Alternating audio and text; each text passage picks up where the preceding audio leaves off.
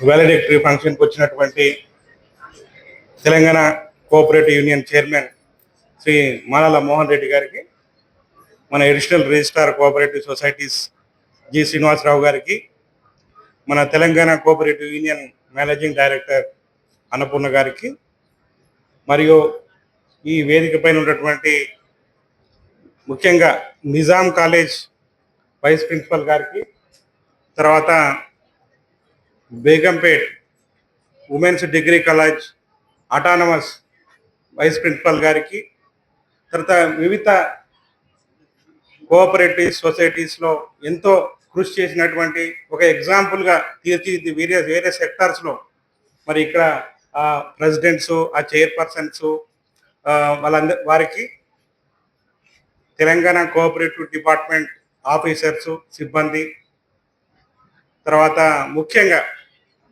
ఈ ఇంటర్న్షిప్లో ఎంతో డిసిప్లిన్డ్గా పార్టిసిపేట్ చేసి ఈ 1 month ప్రోగ్రామ్ ఒక మోడల్గా మన ఇండియాలోనే ఇది ఫస్ట్ టైం ఈ కోఆపరేటివ్ స్టూడెంట్స్కు ఇంటర్న్షిప్ చేయడము. అది మనము ఇనాగరల్ ప్రోగ్రాంలో కూడా చెప్పాను నేను. సో దాన్ని ఒక మంచి ఛాలెంజ్గా తీసుకొని మీ టైం, మీ హాలిడేస్ కూడా స్పేర్ చేసి, సో దాదాపు 1 month మా డిపార్ట్మెంట్ ఆఫీసర్ చెప్పినట్టుగా మీరు నడుచుకున్నందుకు మీ అందరికీ కూడా కోఆపరేటివ్ డిపార్ట్మెంట్ నుంచి ధన్యవాదాలు. అయితే ఇదేంటంటే కోఆపరేటివ్ క్లబ్స్ అని మేము డిస్కస్ చేసుకున్నాము డిపార్ట్మెంట్లో. సో ఇప్పుడు నేను ఆర్ఈసి వరంగల్లో, ఇప్పుడు ఎన్ఐటి వరంగల్ అంటున్నారు, అక్కడ బీటెక్ చేశాను అనమాట 87 to 91. మాకు అప్పుడు కాలేజీలో మాకు ఐడియా ఉంది, ఇంకా మ్యూజిక్ క్లబ్ అని, ఆర్ట్స్ క్లబ్ అని, స్పోర్ట్స్ క్లబ్ అని, ఫిలిం క్లబ్ అని, అట్లా చాలా క్లబ్స్ ఉన్నాయి అనమాట. ఎవరికి నచ్చినటువంటి వాటిలో వాలంటీర్గా ఆ క్లబ్లో మెంబర్గా స్టూడెంట్స్ అయ్యేవారు. దానికి మా కాలేజీలో ప్రతి క్లబ్ కూడా ఒక మెంటర్, ఒక లెక్చరర్ ఉండేవారు.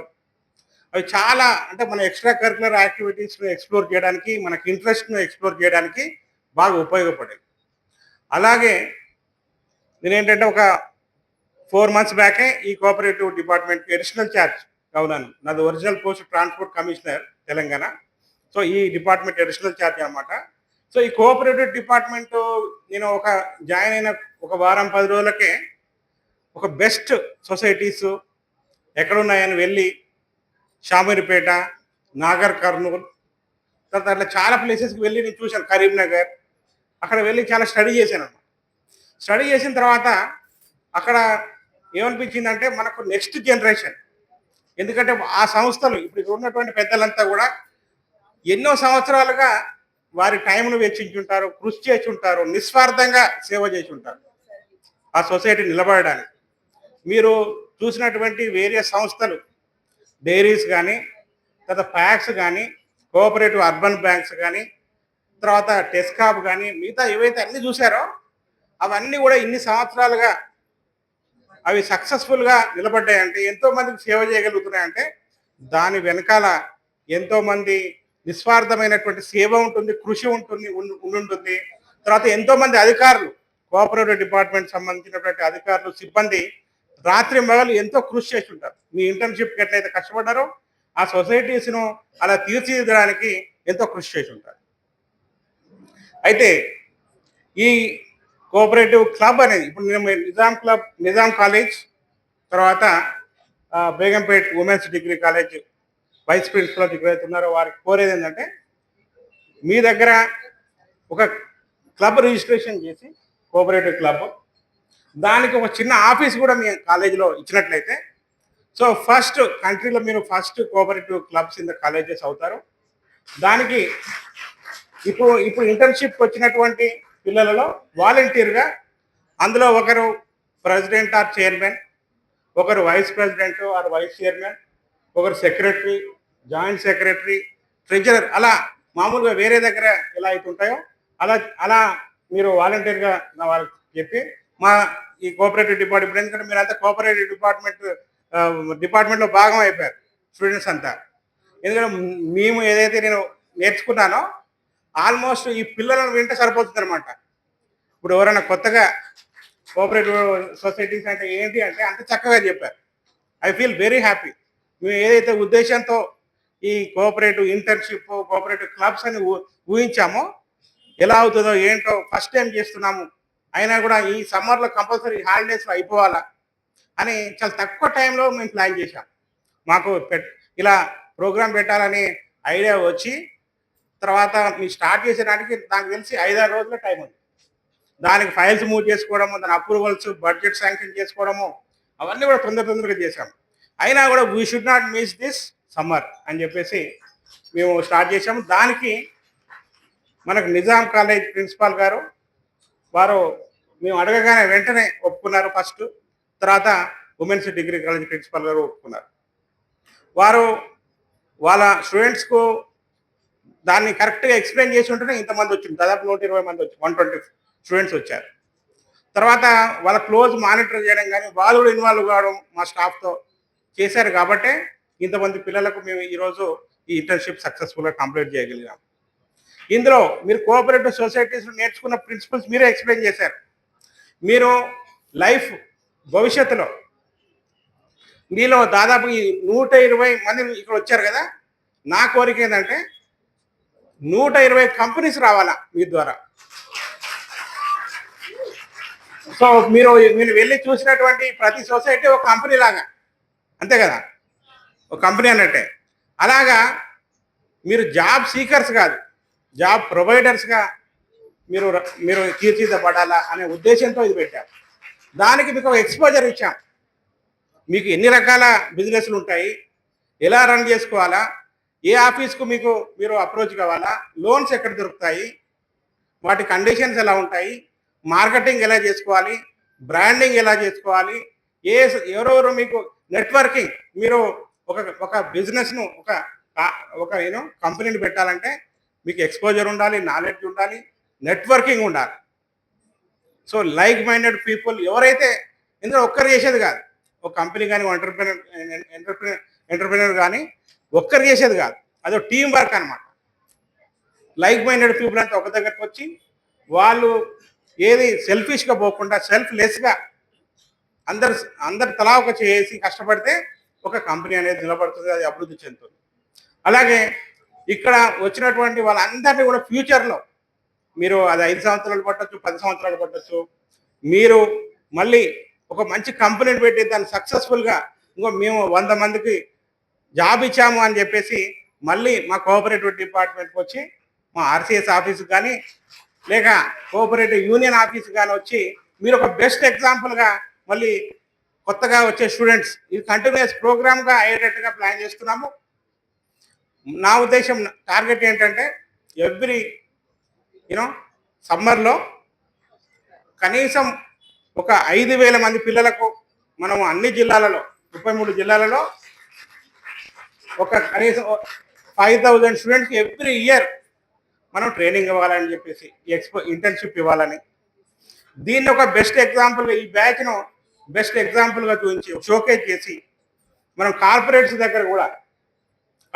దగ్గర కూడా వెళ్ళి ఇంకా బెటర్గా వీళ్ళకి ఇంకా ఇన్పుట్స్ ఇచ్చేటట్టు నెక్స్ట్ ప్రోగ్రాంలో, తర్వాత వాళ్ళకి ఇంకా కంఫర్టబుల్గా మనం చూసుకునేటట్టు, తర్వాత 25 డేస్ను మనం ఈ లెర్నింగ్స్లో ఈ ప్రోగ్రాంలో వచ్చిన లెర్నింగ్స్లో 25 డేస్లో ఇంకేమైనా కుదించగలుగుతామా, 15 రోజులకు చేయగలుగుతామా, సో దట్ వాళ్ళ టైం కూడా ఎక్కువ వేస్ట్ కాకుండా తక్కువ టైంలో ఎక్కువ ఇన్పుట్స్ ఇస్తూ మనము వాళ్ళకు మన క్వాలిటీ తగ్గకుండా చేసేటువంటిది మనము అది రూపుదిద్దాల్సిన అవసరం ఉంది. తర్వాత ఇక్కడ నిజాం కాలేజీలో, తర్వాత బేగంపేట డిగ్రీ కాలేజ్, ఇక్కడ జరుగుతున్నటువంటి ఇంటర్న్షిప్ను చూసి, ఇక్కడ ఈ ప్రోగ్రామ్ చూసి కొంతమంది మీకు తెలియకుండానే మహాత్మా గాంధీ యూనివర్సిటీకి సంబంధించినటువంటి కొంతమంది లెక్చరర్స్, ప్రొఫెసర్స్ వాళ్ళు తెలుసుకొని ఇవాళ నల్గొండలో కూడా మహాత్మా గాంధీ యూనివర్సిటీలో కూడా ఇటువంటి ప్రోగ్రామ్ జరుగుతుంది. అది ఓన్లీ బిగినింగ్. అక్కడ దాదాపు 500 స్టూడెంట్స్తో ఒక ప్రోగ్రామ్ చేస్తున్నారని చెప్పారు యూనివర్సిటీలో. వాళ్ళ వైస్ ఛాన్సలర్ గారు కూడా నాకు ఫోన్ చేశారు, సార్ అక్కడ ఏదో జరుగుతుందట, ఏంటి సార్ అని చెప్పేసి. నేను ఇవన్నీ డీటెయిల్గా చెప్పాను. తర్వాత మీ దగ్గర కూడా వస్తాయి. యాక్చువల్లీ ఇవాళ నేను నల్గొండ పోవాల్సి ఉండే మహాత్మా గాంధీ యూనివర్సిటీకి, కాకపోతే ఈరోజు ఈ ఇంటర్న్షిప్ వ్యాలిడేటరీ ఉందని చెప్పేసి ఈ పిల్లలను ఒకసారి చూడాలి, ఈ అవుట్పుట్ చూడాలి, ఈ ఫస్ట్ బ్యాచ్ అవుట్పుట్ ఎలా ఉందో చూడాలి అని చెప్పేసి ఇక్కడ ఉండడం జరిగింది. సో ఇక్కడ ఈ బ్యాచ్లో ఏదైతే యాక్టివ్గా బాగా ఇప్పుడు చాలా మంచి మాట్లాడారో, తర్వాత పబ్లిక్ స్పీకింగ్ కూడా చాలా one of the important you know requirement అనమాట. మీరు లైఫ్లో ఉన్నతంగా ఎదగాలంటే అందరి ముందు 100 మంది ముందు 1000 మంది ముందు మీరు ధైర్యంగా మాట్లాడి కావాల్సిన సబ్జెక్టు మాట్లాడి చేయడం అనేది చాలా ఇంపార్టెంట్ క్వాలిటీ అనమాట మీరు ఒక లీడర్గా ఎదగాలంటే. తర్వాత ఈ బ్యాచ్లో ఉన్నటువంటి బెస్ట్ ఇంటర్న్స్ మా ఆఫీసర్స్ వాళ్ళంతా సెలెక్ట్ చేస్తారు, వాళ్ళు క్లోజ్గా అబ్జర్వ్ చేశారు కాబట్టి వీళ్ళ సర్వీసెస్ మేము వేరే బ్యాచ్ల కొరకు తీసుకుంటాం.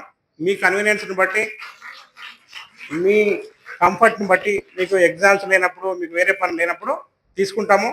మీ సేవలు కూడా మన బడ్జెట్లు కూడా ఈ స్టూడెంట్స్ ఎవరైతే వాలంటీర్గా ఆ రోజు మనకు హెల్ప్ చేస్తారో వాళ్ళకి ఆనరోరియం కూడా ఆ రోజు ఇవ్వాల్సి ఉంటుంది.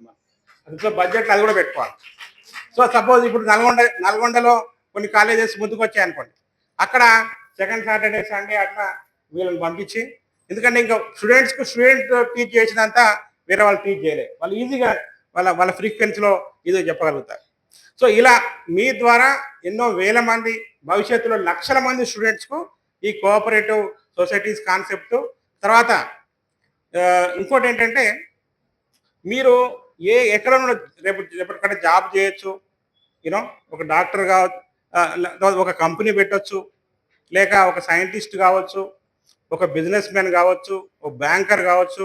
ఏ ప్రొఫెషన్లో ఉన్నా కూడా మీరు ఈ 25 రోజులలో, ఈ నెల రోజులలో నేర్చుకున్నటువంటి కోఆపరేటివ్ సొసైటీ ప్రిన్సిపల్స్ ఏవైతే ఉన్నాయో, మ్యూచువల్ హెల్ప్ అంటే మీకు ఒక టీంలో మీకు ఒక్కొక్కసారి ఏంటంటే టీం లీడర్గా అవకాశం రావచ్చు, ఒక్కొక్క సందర్భంలో టీం మెంబర్గా అవకాశం రావచ్చు. మీకు టీం మెంబర్ అయినా లేక టీం లీడర్గా అవకాశం వచ్చినా, మీకు ఒక సబ్జెక్ట్లో పూర్తి అవగాహన ఉంది, మీకు స్ట్రెంగ్త్ ఉంది అనుకోండి, ఆ సబ్జెక్ట్లో వీక్ ఉన్న వ్యక్తికి మీరు సహాయం చేయాలా.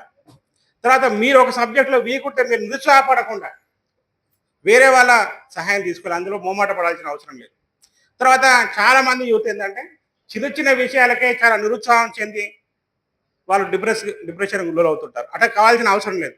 మీరు ఎంతోమందిని చూశారు, ఎన్నో సొసైటీలు చూశారు, వాళ్ళ పావర్టీ నుంచి ఎలా పైకి వచ్చారు, వాళ్ళ అవగాహన లేదు, అంత గొప్పగా చదువుకోకపోవచ్చు కనుక, కానీ వాళ్ళు రకరకాల ఆపర్చునిటీస్ని ఉపయోగించుకొని వాళ్ళు ఒక లీడర్గా బెస్ట్ ఎగ్జాంపుల్గా తయారయ్యారు. తర్వాత మీ అందరినీ నేను రిక్వెస్ట్ చేసేది ఏంటంటే స్టూడెంట్స్ను, మీకు ఏదైతే ఇంట్రెస్ట్ ఉంటుందో మీరు ఆ ఫీల్డ్నే వెళ్ళాలి, పక్క వాళ్ళతో పోల్చుకోవాల్సిన అవసరం లేదు. మీకు కంపెనీ పెట్టాలి ఈ సెక్టర్లో, సపోజ్ డైరీ నచ్చింది మీకు, అందులో చాలా ఇంట్రెస్ట్ ఉంది, so then you go for it. You try to do research and know all the positives, negatives and all, and get some build your network in that and try to become the best leader in that sector. So అలా మీకు నచ్చిన అన్ని all are equal important. అందుకనే మీకు ఇన్ని రకాలు చూపించాం. చాలామంది ఏంటంటే పిల్లలు, పేరెంట్స్ కూడా ఇంకో ఈ ఫీల్డ్ అయితేనే గొప్పది, ఈ ఫీల్డ్ అయితేనే గొప్పదని ఒక అనవసరంగా అనుకుంటుంటారు అన్నమాట. కానీ ఎన్ని ఫీల్డ్స్ ఉన్నాయో మీరు చూశారు. ఆ ఎక్స్పోజర్ ఇవ్వడానికి ఉద్దేశం కూడా అదే అనమాట. ఎన్నో రకాల అవకాశాలు ఉన్నాయి. మీరు ఒక దాంట్లో వీక్ ఉన్నారని నిరుత్సాహపడకూడదు. మీకు ఏది స్ట్రాంగ్ ఉంటే ప్రతి ఒక్కరిలో స్ట్రెంగ్త్ ఉంటుంది. సో ప్రతి ఒక్కరికి ఆపర్చునిటీస్ వస్తాయి. ఆపర్చునిటీస్ను ఉపయోగించుకుంటూ, మీ స్ట్రెంగ్త్ను ఉపయోగించుకుంటూ మీరు మీ యొక్క లైఫ్లో గోల్స్ను రీచ్ కావాలని, తర్వాత మీరు ఒక బెస్ట్ స్టాఫ్, తర్వాత వేరియస్ సొసైటీకి సంబంధించినటువంటి ఆఫీస్ బేరర్స్ అందరికి కూడా మనస్ఫూర్తిగా ధన్యవాదాలు తెలియజేస్తూ సెలవు తీసుకుంటాను.